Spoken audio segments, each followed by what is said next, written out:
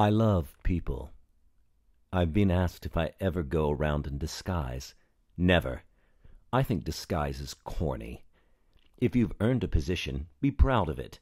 Don't hide it. I want to be recognized. When I hear people say, "There's Joan Crawford," I turn around and I say, "Hi, how are you?" It's a lovely feeling. You see, people in the theater get their applause after each act. In movies, we never hear it. Being recognized in public is our applause, and it's silly to pretend not to enjoy it, and to feel very grateful for it. Greta Garbo is a sad exception to this feeling. I think she's missed a great deal, and I'm sorry. I adore this woman. I have tremendous admiration for her, and tremendous compassion. We had dressing rooms next to each other for 17 years at MGM. It was the greatest joy of my life when I heard we were going to make a picture together. Grand Hotel. But we had no scenes together. Every morning as I passed her door, I'd say timidly, "Good morning, Miss Garbo." She never replied. I would scuttle shyly past to the set. Finally, one morning, I gave up. I didn't say anything. That day she came out of her dressing room and said brightly, "Good morning." This broke the ice, or at least made a slight crack in it. She was finally persuaded, 5 years later, by George Cukor to come and have tea with me in my portable dressing room. I had my very best dishes out, and the tea was brewing, and I told Richard Bolslavsky, the director, "Now, when she comes over, you'll have to take a break or shoot somebody else's close-ups, because I wouldn't miss this meeting for anything in the world."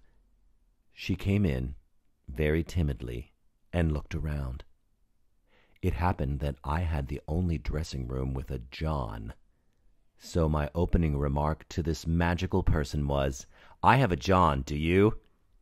"No," she said. "Where?" I opened it up and pulled the little seat out. "Oh," she said, "that's lovely, lovely," in that wonderful deep voice of hers. Friends, then, we had our tea. But I never saw her again. Perhaps Miss Garbo isn't lonely, as so many people think, but has learned to use solitude. It can be so valuable as a time to grow, and to perceive things with all your senses, to read and take measure of yourself, and know where you're going, and why. I cherish the times, and they're rare, when I can lock the doors, turn off the phones, and settle down with my dogs at my feet, and Mamacita hovering somewhere in the background. I think it's time to explain that Mamacita isn't a Spanish girl.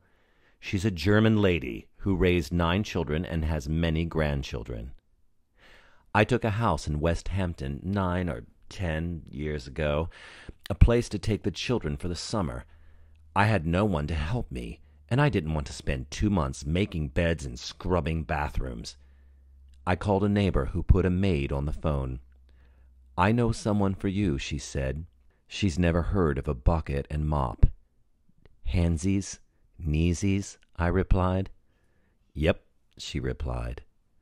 "Bring her over tomorrow morning. That's just my cup of tea." I never did think you could get into corners with any mop. "Who is it?" "My mother," she said. The next morning I was on the phone when they arrived. I turned for a moment and said, "Start in the bedroom and have her work her way down through the other bedrooms and then down here." But I realized that I hadn't asked her name. I had just returned from Rio de Janeiro, where all I heard was Mamacita, Papacita, Cousin Cita, everything Cita. So without thinking, I called out, "Mamacita!" Back, she cried, "Ja, ich komming." Oh, that name has stuck ever since. In all the countries we've traveled together, in all languages, everyone calls her Mamacita. We had language problems for a while, and it gave me the best exercise I've had in pantomime. I had to act out everything I wanted her to do, speaking slowly and distinctly about each action, each idea. I'd say, "Guest, lady, this room, 1 bed, Only. She'd watch my mouth carefully, then watch my elaborate little scene. Finally, a beautiful smile of comprehension would spread over her face, and she'd say, "Oh, ja, ja, ich tu." Inevitably, when we're traveling, she's referred to as my mother. "What would your mother like to drink, Miss Crawford?" "Gin and tonic, please." She'd giggle and nudge me, very pleased. "He thinks I'm ya mama." I let it go. I don't know what I'd do without Mamacita.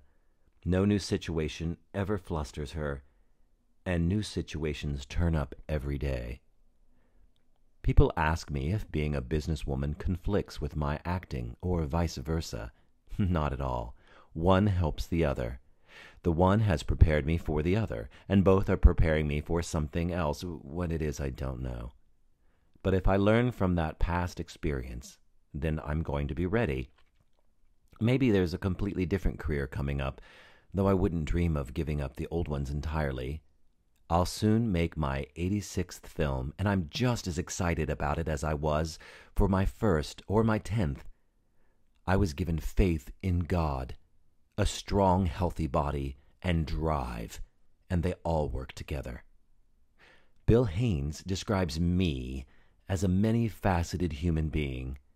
My only regret is that because of the parts I've played in movies and on television, people never expect me to have a sense of humor. I'd like to say, "Look, I can be funny too," but I can't hit them over the head with it. I don't take myself seriously, but I do take my work seriously. I love changing pressure into a challenge and enjoying it. I seek peace, too.